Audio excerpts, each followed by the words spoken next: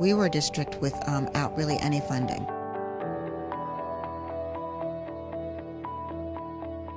We did not have the resources for technology. I was able to work with the federal government and get an $800,000, which our district's small, but it was a great start, $800,000 Technology National Science Foundation grant. So what we did with that grant, we spoke to the federal government and said, I don't want just PD that's random. I really want to build a PD program where I hire someone through this grant who's there to work with teachers in the classroom on a consistent basis. So we build teams, small teams to start out with, that look at what they might want to experiment with. And we really don't have any agenda in mind. It's like what might be fun to play with.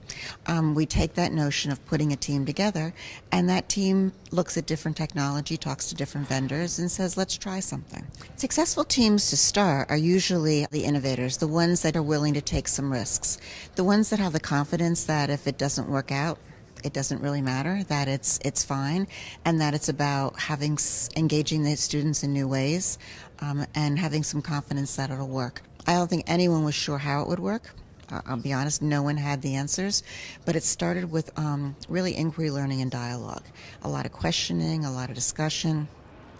And then we started to meet with vendors to say, okay, what do those vendors have to offer? Students met with the vendors and said, well, why couldn't I use this in my environmental science lab this way? Why can't I use some of our probes out there in the field to do this type of experiment? And we had some teachers say, okay, let's give it a try. But at this point, we have about 50% of our teachers who are actually on our inquiry teams at different points. So there's a lot of pairing, there's a lot of dialogue. The grant money has been used now, and we've been able to continue to fund that with the district. So it's a shift in culture. I honestly think technology has the ability to shape that conversation in new ways.